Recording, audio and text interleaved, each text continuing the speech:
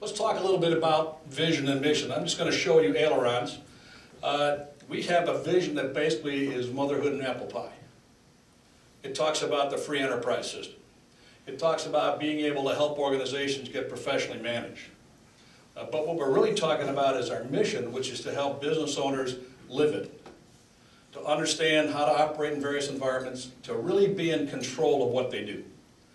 And so it's up to us in the world in which we operate to continually upgrade what we do, continually change what we do, to actively listen to the hundreds and hundreds of business owners who come through the various programs and the various meetings we have out there, and then be prepared to move forward.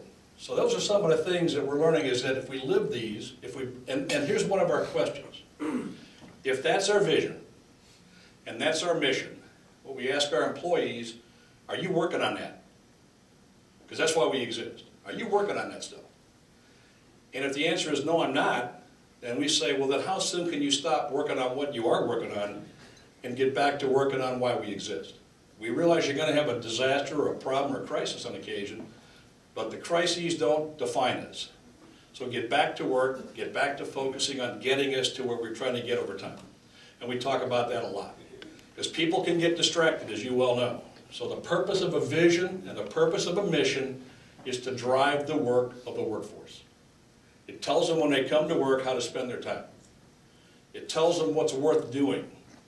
It tells them what's worth working on.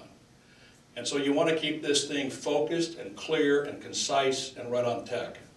So if we keep going here, I'm going to talk about today's reality. And I reached back to 1859 to do this, and I'll get out of the way so you can see it. This is the tale of two cities, right? And it's apropos to today. First and foremost, it's the best of times and it's the worst of times. Secondly, it's the age of wisdom, it's the age of foolishness. Third, it's the spring of hope, it's the winter of despair. And the last one is we have everything before us and we have nothing before us. So what it says is that's reality. It's not necessarily predictable, you're living in it. So I fast forwarded this to the 21st century and I put up this statement: it is what it is.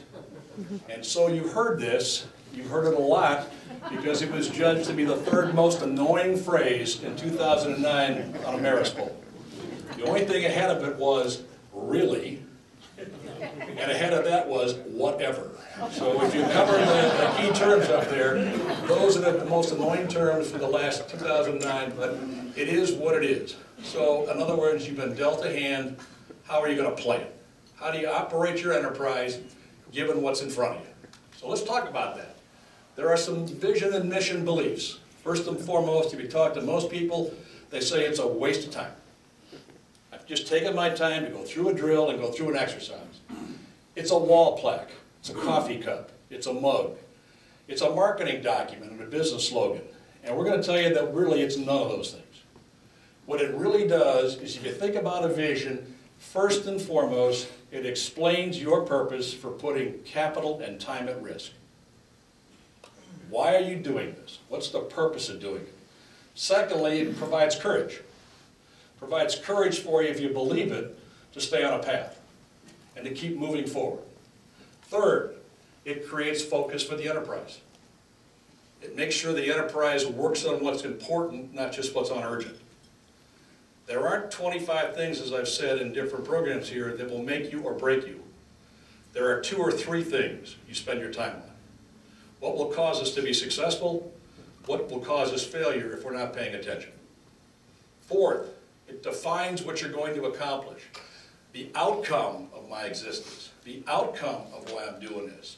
The outcome of why I put capital at risk to create jobs and to build this business. And last but not least, I said it drives the day-to-day work of the enterprise.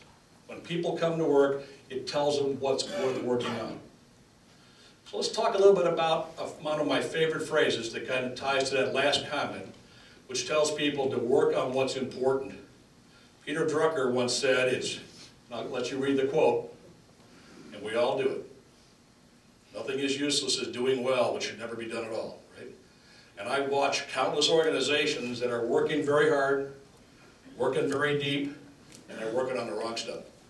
Stuff that will not sustain them, stuff that will not cause them to reach their desired goal, stuff that truly doesn't matter, but it's something that they can work on that's easy to deal with.